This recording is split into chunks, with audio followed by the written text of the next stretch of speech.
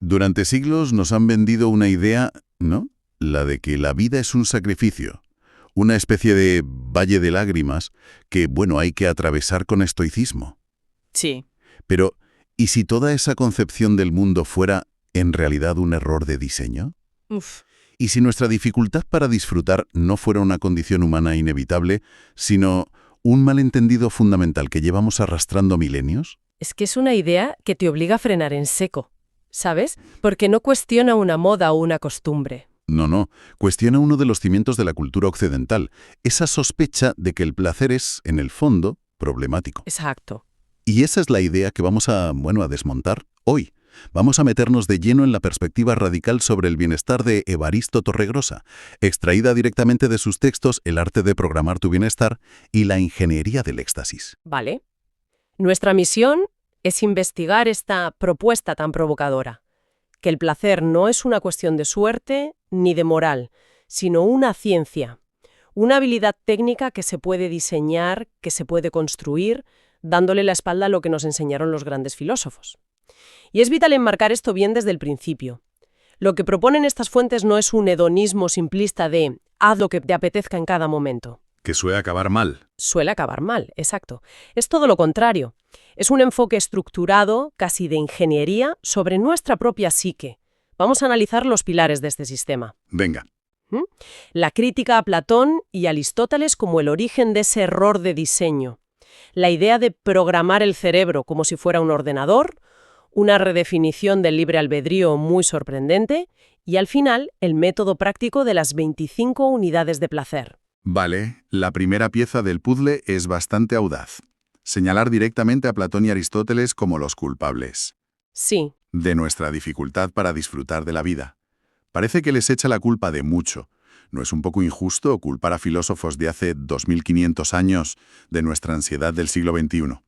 Suena a buscar un chivo expiatorio muy antiguo. es una crítica dura, claro, y simplifica 2 milenios de filosofía.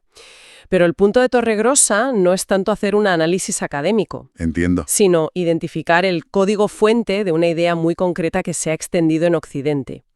La sospecha de que el cuerpo y sus placeres son, en el fondo, poco fiables. Vale. Con Platón es muy evidente. Para él, el mundo que percibimos con los sentidos será una sombra, una copia imperfecta de un mundo de ideas puras. La caverna. La caverna. En ese esquema, el placer físico, el disfrute sensorial, era una distracción, una trampa que nos ataba a esa cueva y nos impedía ver la verdad. Y esa idea ha calado hasta los huesos en nuestra moral. La dicotomía entre el alma elevada y el cuerpo pecaminoso. Exactamente. La herencia cultural es una desconfianza profunda hacia el placer, considerándolo algo bajo, ¿sabes? Inferior al pensamiento abstracto. Y luego llega Aristóteles. Que intentó ser más práctico. Intentó serlo, sí. Quiso ordenar el mundo con su lógica, pero su concepto de la felicidad, la eudaimonia, era bastante frío. Se basaba en la virtud y la razón, en una vida contemplativa. O sea, Su sistema nos enseñó a clasificar, a analizar, a ponerle nombre a todo, pero según esta perspectiva, no nos dio una herramienta para fabricar placer en el momento presente. nos dio un manual de instrucciones para entender, pero no un taller para construir. Esa es la idea. Un manual, no un taller. Entiendo. Nos dejaron un legado de análisis y desconfianza, pero no de creación activa del disfrute. Entonces, si el problema es un software defectuoso que sospecha del placer, ¿cuál es la premisa básica del nuevo sistema operativo que propone Torregrosa? Bueno, la premisa invierte por completo la lógica habitual. Afirma que el dolor es el estado por defecto de un cerebro sin un plan. El estado por defecto. Sí, es fácil sentir dolor. Para eso solo hay que dejarse llevar. Es la respuesta natural de un sistema sin dirección. El placer, en cambio, se presenta como una obra de arte, una construcción deliberada que exige intención y, sobre todo, proporción. Proporción. Esa palabra es clave. ¿A qué se refiere exactamente? No es solo buscar el placer sin más, No. sino buscarlo en la dosis correcta. Exacto. Utiliza una metáfora muy potente. Si dependes de una sola fuente de placer, de una sola pasión, ésta se agota. Imagina comer tu plato favorito todos los días, a todas horas. Uf, qué horror. Al principio es genial, pero al final no solo te cansa, sino que el texto dice que pincha, se vuelve amargo. incluso doloroso. Claro. La clave para que el placer sea sostenible, para que no se desgaste, es la variación precisa y constante de los estímulos. Hay que cambiar de canal justo antes de que el cerebro se acostumbre y el estímulo pierda intensidad. Eso conecta directamente con el concepto de la cinta de correr hedónica. Y es algo que vemos constantemente, ¿no? Totalmente. La cultura del cuando consiga X, seré feliz. Cuando tenga ese trabajo, cuando me compre esa casa. Pero en cuanto lo concedimos, el subidón se pasa. Volvemos a nuestro estado base y ya estamos buscando la siguiente meta. Precisamente. El análisis de Torregrossa sugiere que eso ocurre porque son placeres mínimos y externos. Son estímulos únicos, poco controlables y que, por definición, se agotan.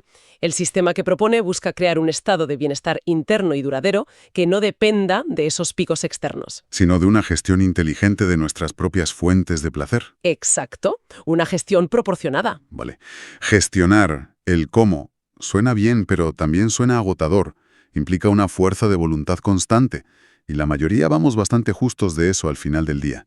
¿Cómo se resuelve esa paradoja de que para disfrutar más hay que trabajar más? Ahí está uno de los conceptos más rompedores de estas fuentes, la redefinición del libre albedrío. A ver. La propuesta es que el verdadero libre albedrío no es la capacidad de estar eligiendo conscientemente qué hacer a cada instante, porque eso agota nuestra energía mental. La fuerza de voluntad. Se agota, sí.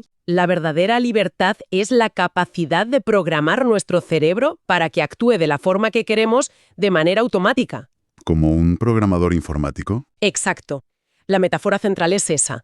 La conciencia es el programador que con calma y deliberación diseña el software. El cerebro es el hardware, el ordenador que luego ejecuta ese programa en segundo plano, de forma automática y sin esfuerzo. La libertad no es elegir a cada paso, es haber diseñado bien el camino de antemano. Justo eso. Y para programar ese software nos da herramientas concretas. La primera es el horario. Pero sinceramente a mucha gente, y me incluyo, la idea de un horario le suena a restricción, a cárcel. Claro. A todo lo contrario a la libertad. ¿Cómo argumenta que encerrarte en una rutina te hace más libre? Parece una contradicción. Es una contradicción aparente. Aquí se presenta justo al revés, como una herramienta de liberación. Al automatizar las tareas rutinarias, difíciles o simplemente aburridas. El trabajo, la limpieza. El trabajo, la limpieza, el ejercicio, la conciencia queda libre. Ya no tiene que gastar su valiosa y limitada energía en forzarse a hacerlas. Como dice el texto, la voluntad se agota, el hábito no. Ostras, qué buena frase. Una vez que esas tareas se ejecutan en piloto automático, nuestra mente consciente queda liberada para dedicarse a lo que de verdad importa según esta filosofía, el éxtasis y el disfrute. Es hacer fácil lo difícil para tener energía para lo placentero. Tiene sentido. Y la segunda herramienta es el control del entorno, que parece más intuitiva. Sí, pero ¿es fundamental?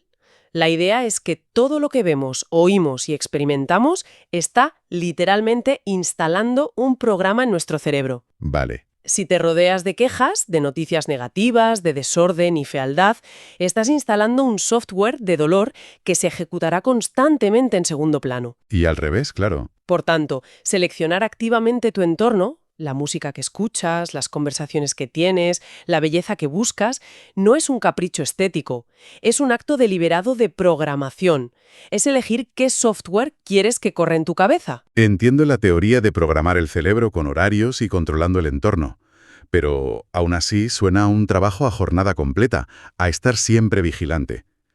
¿Existe un método más concreto, una especie de manual de usuario para aplicar esto en el día a día? Sí, y ese es el corazón del sistema. Se llama el método ProUniplacer, que es un acrónimo de proporción entre unidades de placer. ProUniplacer. Y la forma más fácil de entenderlo es pensar en la comida. Igual que nuestro cuerpo necesita una dieta variada, con vitaminas, minerales, proteínas, para estar sano, Nuestra mente necesita una dieta mental equilibrada. esa es la idea. Es una idea potente. Me hace pensar que muchos vivimos con una dieta mental a base de razón en el trabajo y competición en el gimnasio, y luego nos extraña estar agotados o ansiosos. Claro. Es como intentar vivir solo a base de proteínas. Acabas enfermo. Esa es la analogía perfecta. Según esta teoría, no existe un único placer, sino 25 nutrientes o unidades distintas. El problema es que a menudo nos obsesionamos con una o dos y olvidamos el resto. Y ahí viene la desnutrición mental. Exacto. que se manifiesta como ansiedad, aburrimiento o dolor. Demos algunos ejemplos concretos de esas unidades para que se entienda mejor. Claro, los textos mencionan varias. Por ejemplo, está la razón, que es útil para organizar y planificar, pero sin que nos asfixie en un análisis constante. Luego está el cuerpo. Placeres básicos. Básicos, como disfrutar de una ducha caliente, saborear la comida de verdad.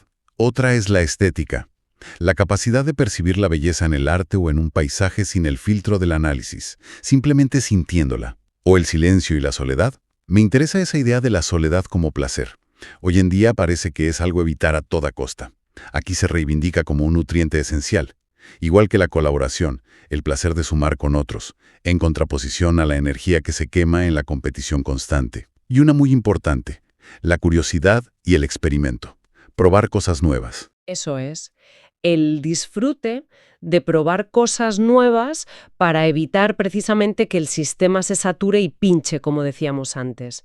No se trata de eliminar ninguna, sino de asegurarse de que todas estén presentes. En la proporción adecuada. En la proporción adecuada.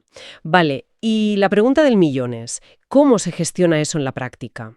Porque identificar las 25 unidades está muy bien, pero llevar un control diario parece complicado. El método propone un proceso consciente en 3 pasos que el programador, o sea, nuestra consciencia, debe ejecutar. El primero es identificar.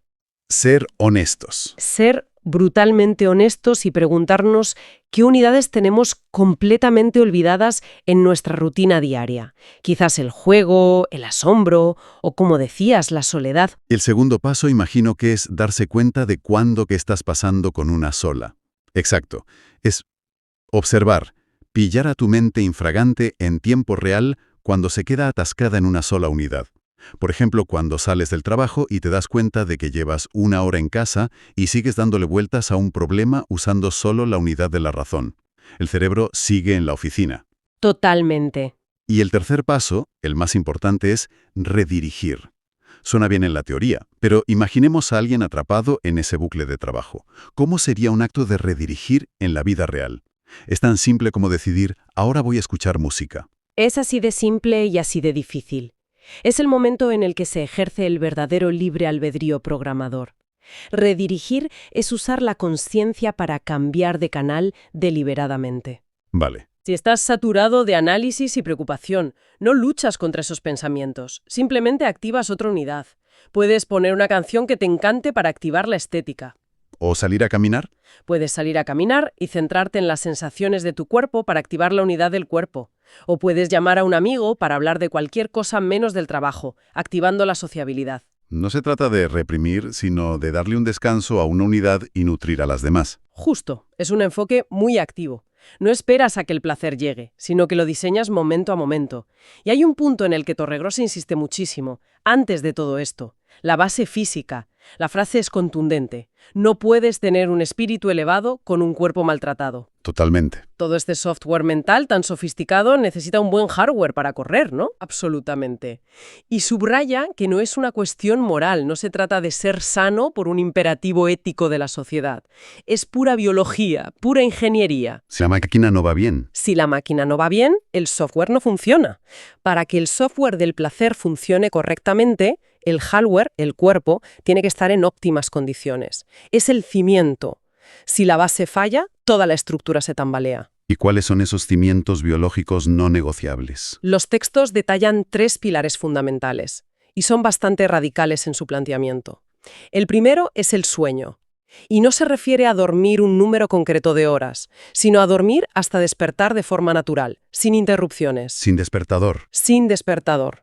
Dice, literalmente, que el despertador es un artefacto de tortura. Y me haya pulsado el botón de snooze 5 veces en una mañana oscura de invierno, sabe perfectamente a qué se refiere con tortura. Es empezar el día con una pequeña derrota. Es que lo describe como un dispositivo que interrumpe ciclos neurológicos vitales para el sistema nervioso, generando un microtrauma diario. El segundo pilar es el movimiento. Claro. Afirma que el sedentarismo no solo debilita el cuerpo, sino que atrofia la capacidad de sentir placer a nivel físico y neurológico.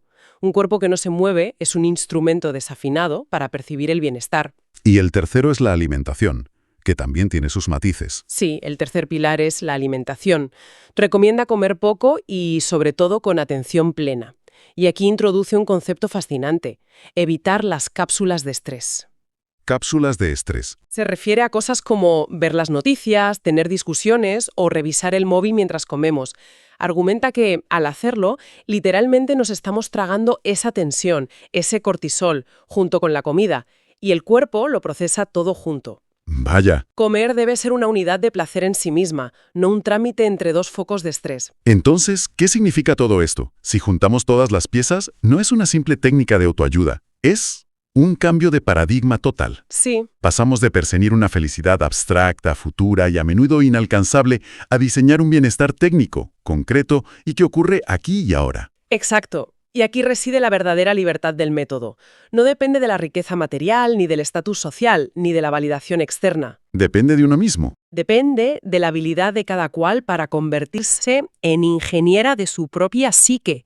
Al fortalecer lo que el texto llama la economía interna, equilibrando esas 25 unidades de placer, disminuye radicalmente la dependencia del exterior. Ya no necesitas el reconocimiento o el consumo constante para sentirte bien. Justo. El placer deja de ser una búsqueda agotadora y se convierte en un estado interno, en un hecho concreto y perpetuo. Precisamente. Y al hacer esto, al fortalecer esa economía interna, estamos directamente desinstalando ese software defectuoso que, según Torregrosa, Platón y Aristóteles, nos legaron. Claro. Dejamos de operar desde la desconfianza y el análisis para empezar a operar desde el diseño y la construcción del bienestar. Se cierra el círculo que, en cierto modo, abrió el filósofo griego Alistipo, quien decía que el placer era el bien supremo y que debía buscarse en el ahora. Ya. Esta lectura perfecciona esa idea y le da un método. El placer es ahora, es físico. Y, si sabes proporcionarlo, si aplicas esta ingeniería, es infinito. Nos deja con una idea muy potente. La idea es que el placer no es una emoción que te llega por casualidad, ni un ideal filosófico, no, es un hecho técnico. Como si fuera una obra de ingeniería. Exacto, algo que se puede diseñar, que se puede construir, como un puente o un programa de ordenador. Y claro, esto me choca. Choca frontalmente con la experiencia de casi todo el mundo. El placer es algo que se persigue, que buscas fuera y que casi siempre es fugaz. Totalmente. Es la famosa cinta de correr hedónica. Te matas por conseguir algo, un ascenso, un coche nuevo, lo que sea. Validación en redes sociales. Eso. Y lo consigues, sientes ese subidón y a los 2 días ya estás otra vez en la casilla de salida buscando lo siguiente. Es agotador. Sí, es un ciclo sin fin. Por eso, la pregunta que me hago al leer todo esto es, ¿de verdad es posible salirse de esa rueda? Programar el placer para que sea, no sé, tu estado base, algo constante. Me suena casi demasiado bueno para ser verdad. Pues esa es precisamente la promesa de lo que los textos llaman el método Torregrosa. Y para entender lo radical que es, hay que ver contra qué se está rebelando, Contra la filosofía clásica, ¿no? principalmente. Piensa en los arquitectos de nuestra cultura. Platón, para quien el placer era una sombra engañosa, algo que te despistaba de la verdad. Y luego Aristóteles, que lo intelectualizó, lo ató a la virtud. Lo convirtió en algo frío, lógico. Justo. En el fondo, ambos nos enseñaron a desconfiar del placer, o a ponerlo en un segundo plano, como algo que hay que merecer o que incluso es sospechoso. Y aquí la propuesta es la contraria. Es un giro de 180 grados. No va de filosofía, sino de biología. La misión de este análisis es explorar cómo este método quiere convertir el placer en una ciencia aplicada. Accesible. ¿Para cualquiera? Para cualquiera que esté dispuesto a ser el ingeniero de su propia mente. Y aquí está la clave, que desmonta muchas barreras. No se necesita riqueza. Solo se necesita técnica. De acuerdo, pues empecemos a desmontar esa técnica. La primera idea fuerte es que el placer es un diseño consciente, no un accidente. Pero aquí llega mi primer choque. A ver. Los textos afirman que usar el libre albedrío para tomar decisiones a cada momento es un error garrafal, que nos deja sin energía. Espera. ¿Cómo? Si toda nuestra cultura se basa en que la libertad es elegir. Claro, pero es que proponen una redefinición total de lo que es el libre albedrío. La metáfora central es potentísima. La mente es el programador. Y el cerebro es el ordenador. Exacto. En este modelo, el verdadero acto de libertad no es la microdecisión de ¿voy hoy al gimnasio o no? Eso es un desgaste inútil de energía. Que es lo que hacemos constantemente, todos los días. El verdadero libre albedrío, dicen, se ejerce una sola vez, pero en un nivel superior, al programar el sistema para que esa decisión se ejecute sola. O sea, en lugar de ser el usuario que hace clic en los botones cada día, te conviertes en el desarrollador. Escribes el código una vez y dejas que el programa corra solo. Esa es la idea exacta. Y se logra con dos herramientas principales. La primera, y sé que esto genera rechazo, es la automatización. Los horarios, las rutinas. Suena a rigidez, a una jaula. Lo sé, pero según esta visión, es todo lo contrario. Te otorga la libertad definitiva. Al automatizar las tareas que requieren esfuerzo, el trabajo, el ejercicio, la alimentación, liberas a tu conciencia. Te quitas de encima la batalla diaria de obligarte a hacer las cosas. Justo. Y toda esa energía mental que antes quemabas en la fuerza de voluntad, ahora queda disponible para el disfrute. Para el éxtasis, liberas, por así decirlo, ancho de banda mental, para dedicarlo a lo que de verdad da placer. Precisamente. Y el segundo pilar de esta programación es el control consciente del entorno. Los textos son tajantes en esto. Todo lo que ves y oyes está programando tu cerebro, te des cuenta o no, seas consciente o no. Claro, si tu entorno por defecto son las noticias catastrofistas, las quejas constantes de la gente o un espacio feo y desordenado, estás instalando activamente un software de dolor. Y la ingeniería aquí sería seleccionar tus inputs. Es un diseño activo, sí. La música que escuchas, el arte que ves, la gente con la que hablas, es instalar deliberadamente un software de placer. Vale, entiendo la idea de programar las rutinas y el entorno, pero ¿eso es suficiente? Quiero decir, uno puede acostumbrarse a todo, incluso a la belleza. ¿No hay un riesgo de que el sistema se estanque? ¿De que el placer se evapore por pura costumbre? Esa es la pregunta clave, y nos lleva al corazón del método, un concepto que llaman el prouniplacer, la proporción entre unidades de placer. Exacto. La analogía que usan es la de una dieta mental. Es muy clara. Si solo comieras el alimento más sano del mundo, brócoli, por ejemplo, todos los días, ¿Acabarías enfermo? tu cuerpo acabaría enfermando por falta de otros nutrientes. Pues con la mente pasa exactamente lo mismo. Sufre de lo que llaman desnutrición mental. Me gusta el concepto. Desnutrición mental. Es que es muy gráfico. Cuando la mente se obsesiona y se alimenta de una sola unidad de placer, por muy buena que sea, se vuelve rígida, frágil, y ahí aparecen la ansiedad y el dolor. Como el que solo se alimenta de trabajo, por ejemplo. Ese es el caso clásico. Imagina a alguien que solo se nutre de la unidad de la razón. Lo analiza todo, lo planifica todo, al principio se siente en control, pero pronto acaba asfixiado, incapaz de disfrutar de nada espontáneo. O el arquetipo del ejecutivo obsesionado con la unidad de la competición. Vive en una guerra constante. Una guerra perpetua. Puede que gane mucho, pero el coste es un agotamiento y una amargura terribles.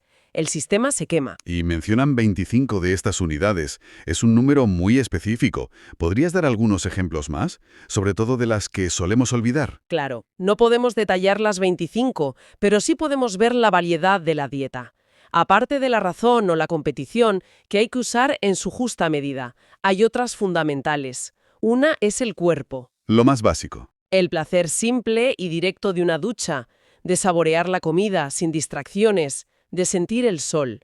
Otra es la estética, que es la capacidad de percibir la belleza sin analizarla, sin juzgarla, simplemente recibirla. Son cosas que en el día a día, vamos, se nos pasan por alto.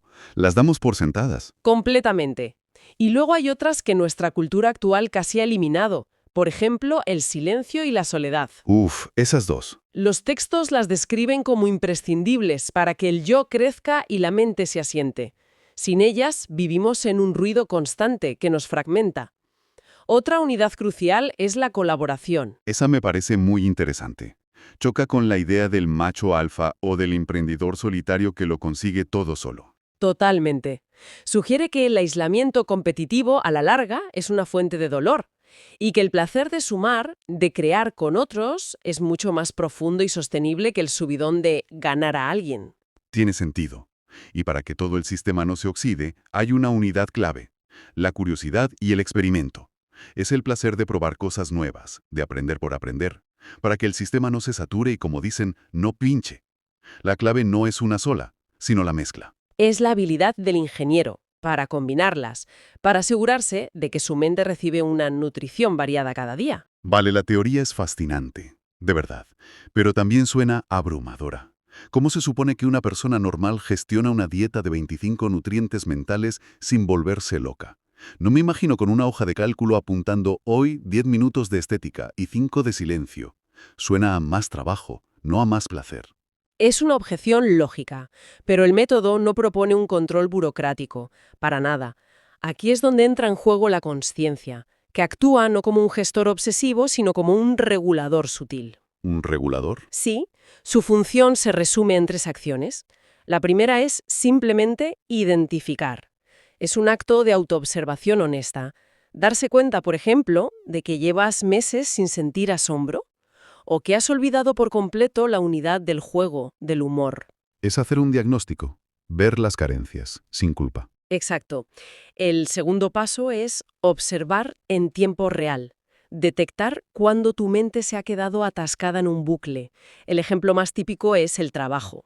Puedes observar que tu cerebro lleva 8 horas funcionando solo en modo razón y análisis, y sientes la rigidez, la tensión física. Es una alarma del sistema.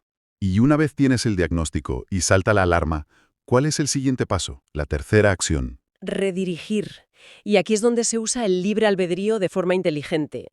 No se trata de luchar contra la obsesión, que eso consume muchísima energía. Sería contraproducente. Totalmente. Es algo tan simple como cambiar de canal. Si sientes la saturación de la razón, decides conscientemente activar otra unidad. Te levantas y sales a la calle 5 minutos, con la única intención de activar la estética. Fijarte en la forma de un edificio, en un color. O te pones unos auriculares, eso es, con una canción que te haga vibrar y activas la unidad del cuerpo. Es un reajuste activo y deliberado, pero pequeño, manejable. Me gusta esa idea. Es un ajuste fino, no una revisión completa del sistema a cada hora. Ahora, hay una parte de los textos que me ha parecido la más pragmática, la más directa. Casi brutal. Sé a cuál te refieres. Cito la frase: no puedes tener un espíritu elevado con un cuerpo maltratado. E insisten en que esto no es moralina, es pura biología. Es que este es el cimiento de toda la pirámide. Lo llaman poner a punto la máquina. Sin una base física funcional, cualquier intento de ingeniería mental está, vamos, condenado al fracaso. El software no puede correr en un hardware defectuoso. Exactamente. Y establecen 3 pilares que no se negocian. El primero es el sueño, y su recomendación es radical para nuestra cultura de la productividad. Dormir hasta despertar, sin despertador. Exacto. Califican el despertador literalmente de artefacto de tortura. Estoy segura de que millones de personas firmarían a esa afirmación cada lunes por la mañana. Claro. Pero la idea es que violenta los ciclos biológicos que son esenciales para la reparación del cerebro. Entiendo que suena utopía para muchos, pero El sueño no es un lujo, es crítico. El objetivo es organizar tu vida para necesitarlo lo menos posible.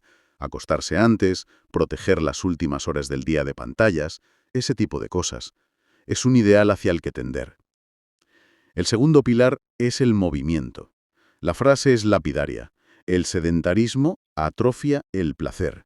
Un cuerpo que no se mueve pierde la capacidad de sentir, y esa atrofia se extiende a la mente. Y el tercero, la alimentación. sí, y la fórmula es sencilla. Comer poco y con atención plena. Advierten sobre todo contra lo que llaman las cápsulas de estrés. ¿Qué es eso? Comer mientras ves las noticias, discutes por teléfono o revisas el correo. Dicen que esas interrupciones literalmente envenenan el acto de nutrirse, lo convierten en una fuente más de ansiedad. El camino al éxtasis mental, por tanto, empieza por algo tan terrenal como dormir bien y comer tranquilo. No hay otra. Entonces, si una persona consigue aplicar todo esto, programa sus rutinas, equilibra sus 25 unidades y cuida la máquina, ¿cuál es el resultado final?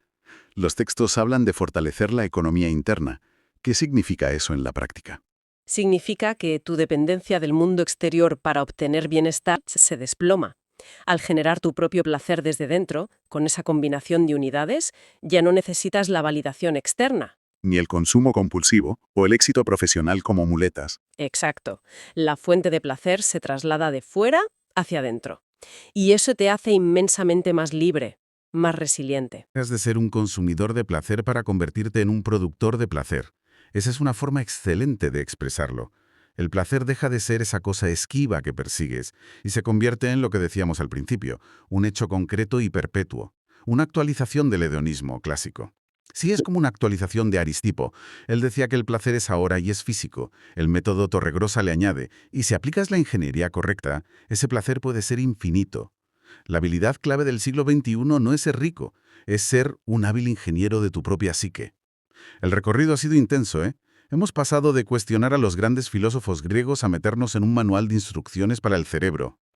Es un viaje, sí. Si intento resumirlo, hay 3 ideas que me han dejado dándole vueltas. La primera es esta, que el placer no es algo que te pasa, sino algo que se construye. Un proyecto de ingeniería. Fundamental. La segunda es la metáfora de la dieta mental. La idea de que mi mente necesita una variedad de nutrientes para estar sana y que si me obsesiono con uno solo, aunque sea la razón, la estoy desnutriendo. Es un cambio de paradigma. Y la tercera, que es la que más me choca, es la redefinición del libre albedrío. No usarlo para la microdecisión, sino para diseñar el sistema que tomará esas decisiones por mí. Voy por buen camino. Has captado la esencia a la perfección. Si tuviera que añadir una conclusión, diría que este método es una herramienta de empoderamiento radical. Te saca del asiento del pasajero de tu propia vida. Te da el control. Demuestra que el placer intenso y sostenido no es una lotería, sino una ciencia que requiere técnica y mantenimiento. Y a la inversa, presenta el dolor y la ansiedad no como un destino inevitable, sino muy a menudo como el resultado de la pereza mental, de la falta de un plan. Es la consecuencia de dejar que un cerebro no programado funcione por defecto. Exactamente. Pues para terminar, y basándome en todo lo que hemos analizado, me gustaría lanzar una pregunta al aire. Una reflexión para que cada cual la explore. Adelante. Si es cierto que la mente, como el cuerpo, sufre de desnutrición por falta de variedad, ¿cuál podría ser la unidad de placer más olvidada o infravalorada en nuestra vida moderna? Quizás sea el silencio, el juego, el asombro. Y la segunda parte de la pregunta es, ¿qué pasaría si se empezara a cultivar esa unidad olvidada conscientemente? No como un lujo de fin de semana, sino como un nutriente esencial de nuestra dieta diaria.